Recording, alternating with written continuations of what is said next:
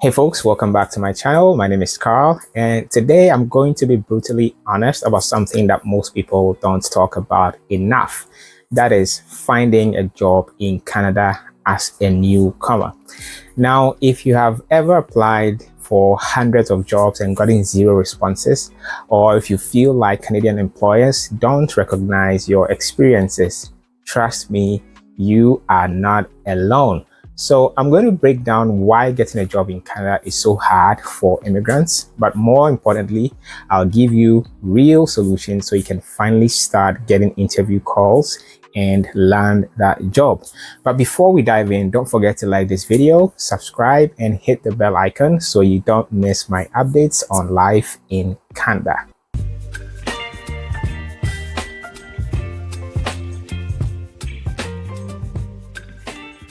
So let's talk about why nobody calls you back. So you've sent out dozens, maybe even hundreds of resumes, but all you hear is silence. Why?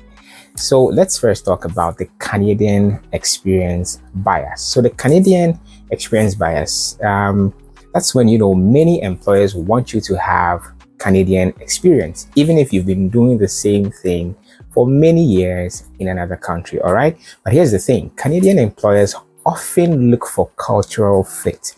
So there is some relevance to that, okay? They look for cultural fit, local knowledge, and familiarity with local regulations, especially in certain occupations that require you to have a knowledge or a fair knowledge of local or Canadian regulations. So it is not always necessarily about your skills. It's more about familiarity with the Canadian work environment. For example, if you are in a regulated profession like healthcare or engineering, for instance, Canadian certifications may be required. If you've ever worked in fields such as accounting or IT, it is crucial to understand Canadian tax systems or specific industry standards. But that may be one of the reasons why you do not get a call back when you apply for many jobs. So what can you do? You can consider obtaining Canadian certifications or taking short courses in your field to increase your credibility. You can reach out to professional associations related to your industry in Canada. For example, if you're an IT organization such as the Canadian Information Processing Society, offer programs and certifications to get you recognized. Now, let me say that in the next section, I am going to delve into detail about some of the things you can do to actually also gain experience. So stay tuned for that as well. Now, the second reason why nobody is calling you back when you send thousands of applications is your resume is getting rejected by ATS. So ATS refers to Applicant Tracking System. It's just a general system used for the different kinds of softwares or programs that employers use to filter out CVs. So these ATS systems scan resumes before a human even looks at them. So if your resume isn't formatted correctly, it won't make it past the ATS system. That's just a reality, okay? So a tip is to use plain text, standard headings, and bullet points. And some ATS systems can even help you rank your resume and make sure that you tailor your resume for each job. Now, like I said, we're going to discuss in detail how to deal with this. But a tip that I can give you right off the bat is that try to use some simple fonts when you are, formatting your CV or your resume. Make sure you include some keywords when you're formatting your resume, keywords from the job posting, okay? This can be like the job title, skills, certifications, or tools that are specific to the role, all right? And use websites. I've tried JobScan. It's a website that can allow you to upload your resume and job description and then compare the two to help you optimize it, okay? But stay tuned, okay? We're going to discuss it into more detail. I'm just giving some of the quick tips here. Now, the third reason is that there are too many job seekers and there are too few jobs, okay? So we all know that Canada welcomes thousands of new immigrants every single year, but job openings don't grow at the same pace. Now, this is one of the reasons why Canada is cutting down on immigration, right? So if there are more people and there are fewer jobs, it means more competition. Keep in mind, there's also regional variation. Some provinces have more job opportunities than others. So you have to research your skills and make sure you are applying in places where your skills are in high demand. For example, if you are a software developer, right, you might want to consider places or cities like Toronto or Vancouver, where tech companies really thrive. Okay.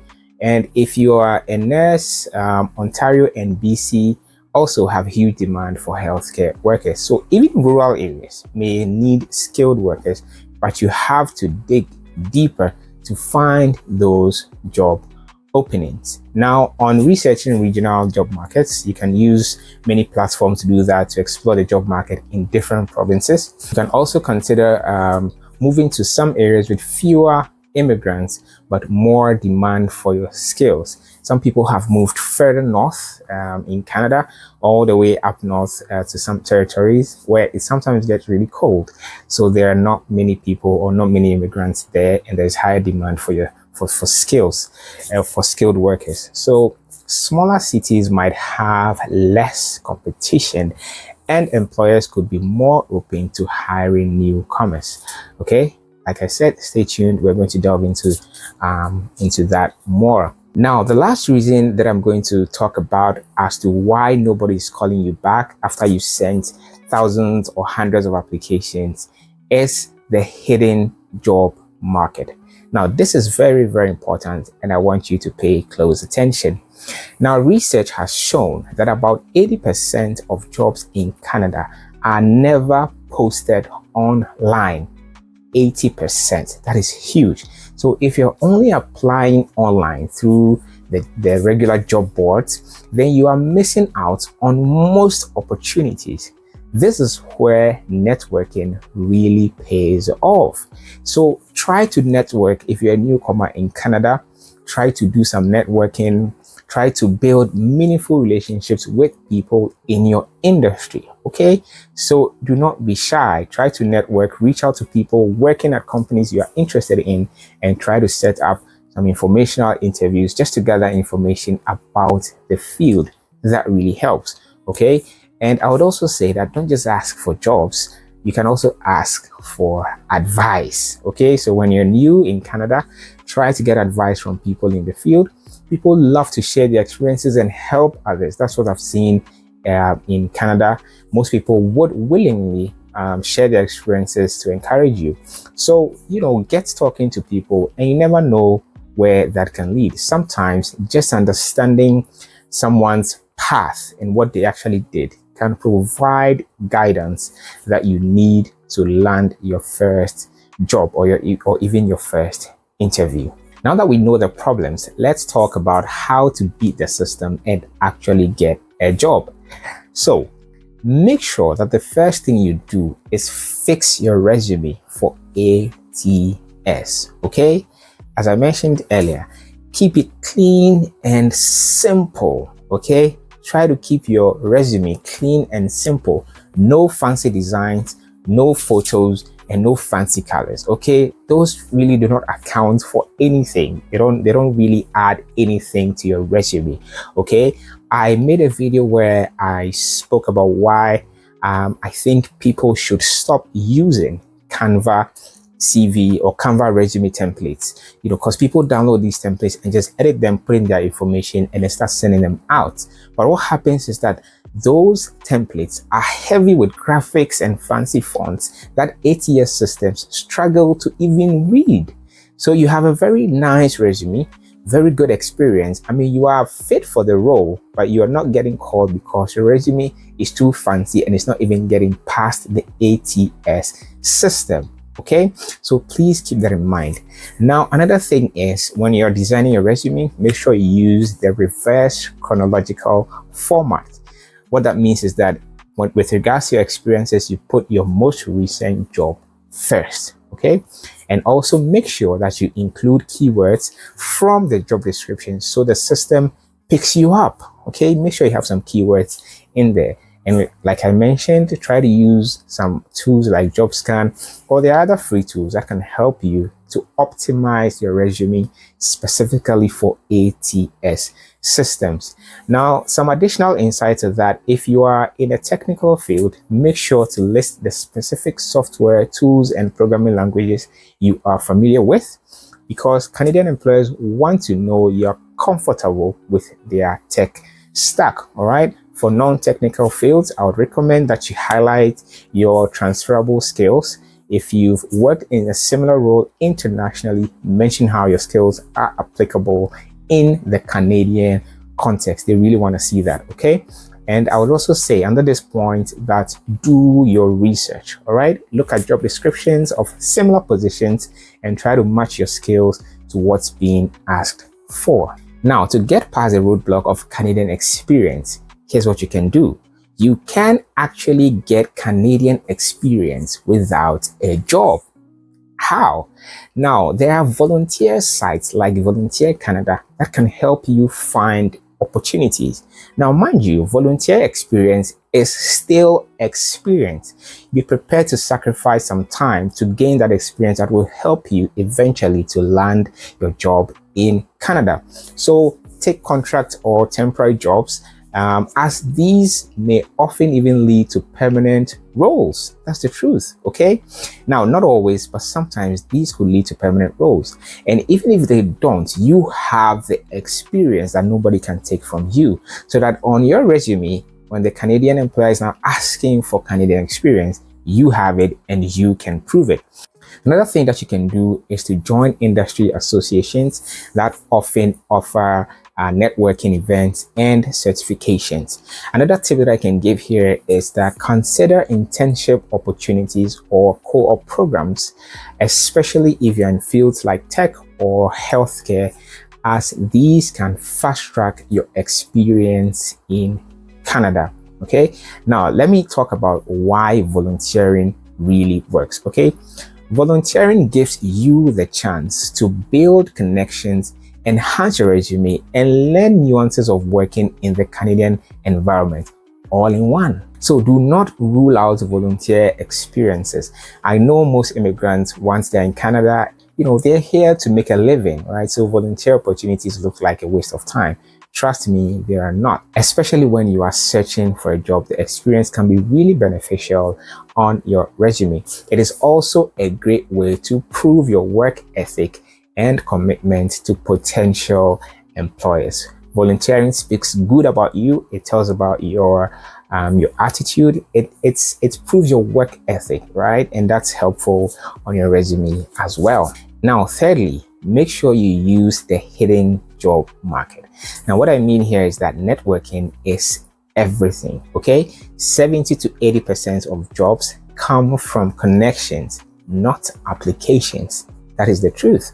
All right. So many people get jobs from referrals, from connections, from people they know. So make sure that you are, in the community of your profession. Make sure that you are in there. You are trying to connect as much as you can with people. Attend job fairs, connect with recruiters in your industry, ask for informational interviews. Many people are willing to do that. An informational interview is just one where you gather some information about your field, about certain skills that you may need, and that would help you to fine-tune your resume for the jobs that you are looking for. It is also a great way to meet professionals who can then refer you. Another tip that I can give here is that try to join industry-specific groups and engage with posts or discussions. Try to be visible. That's all I'm saying. Try to be visible. Do not hide in a corner. Okay. So networking is very important for you to be able to access that hidden job market.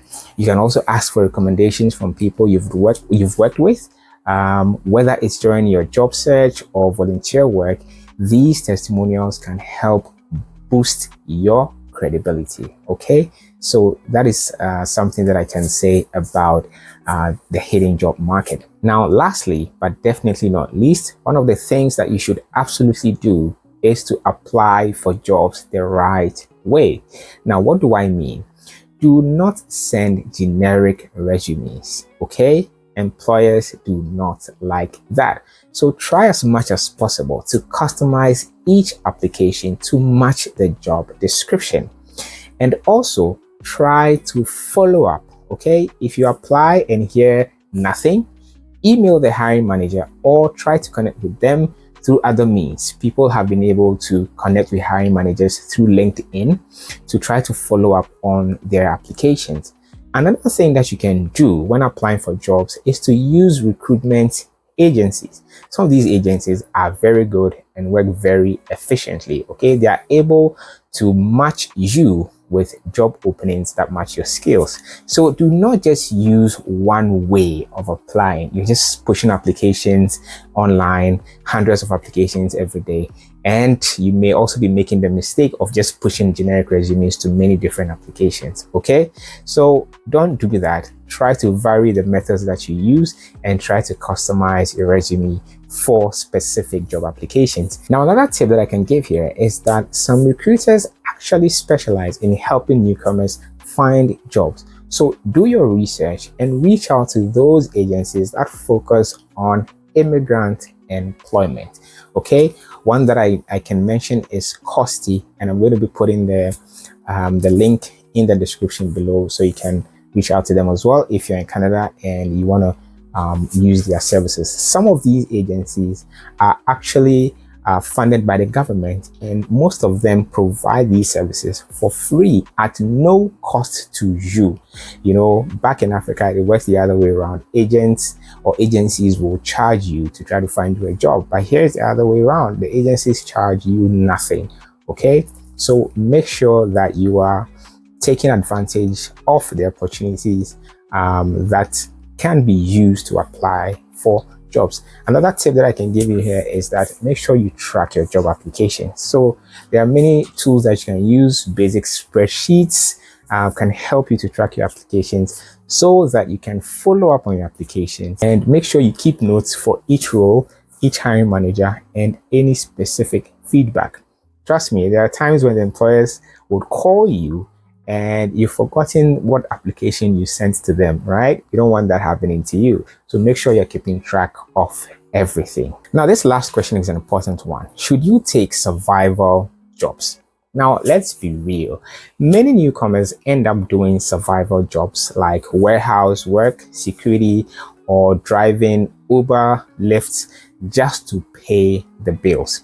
Now, if that's you, okay, do not feel bad. It is a stepping stone. But here's the key: have a plan to move up. I have seen so many people with very good qualifications get into Canada, you know, and because of the system and that period where you need to have to adjust to the system, they take on these survival jobs, but then they fail to plan. So they get stuck in the survival jobs for a very long time. Some get stuck in survival jobs for 15 to 20 years. You know, even 10 years, I would say, is a little too much. So always have a plan. Take the survival job, but always have a plan to move up. Keep applying for jobs in your field while you are working. Take some online courses or certifications to boost your qualifications, and use your survival job to network with people. You never know who might be able to help you. Trust me, you never know. So make sure that you do not get stuck in a survival job. But should you take one? Absolutely. All right. Now, another tip that I can give here is that there are some industries like construction, hospitality, or healthcare that have apprenticeship programs that allow you to learn on the job and get certifications while working. So research, explore, network. Okay, it's all about information. Sometimes the opportunity might be very close to you, but just because you do not have the information, you are not able to take advantage of it. Okay. Now, another thing about survival jobs is that they can help you support yourself while you continue to seek positions in your field. And they can also provide a chance to build your Canadian work experience. So even a survival job can help you build Canadian work experience. It might not be in your preferred field, but you do have Canadian work experience. So employers know that if not for anything, you are used to the Canadian working environment. Some survival jobs, like those in the hospitality industry, can open doors to better paying positions. You could eventually land a managerial role or transition to customer service, HR, operations, whatever. All right. So do not be too hesitant taking a survival job. I know it's difficult, especially if you're very, very, very qualified, right, for a high paying role, and you have to settle for something very low. Sometimes it just takes a toll on you mentally and all that. But like I said, always have a plan. So final thoughts. Finding a job in Canada is tough, but it is not impossible. Okay, the key is to understand the system and adapt your strategy. So if not for anything, remember these three things. First of all, fix your resume. Secondly, use networking to your advantage, and be open to alternative ways to gain experience. Keep these three things in mind. You know, the journey may be long, but every step you take will bring you closer to the job you want. And remember, persistence is key. I've always said that on this channel. Persistence is key. Do not give up. All right. So if this video helped you, hit the like button, subscribe, and share with others who are struggling to find jobs in Canada. And let me know in the comment section what's been your biggest challenge in finding a job. I'll try to respond and give you personalized advice as well. Thanks for watching, and I'll see you in the next one. Bye.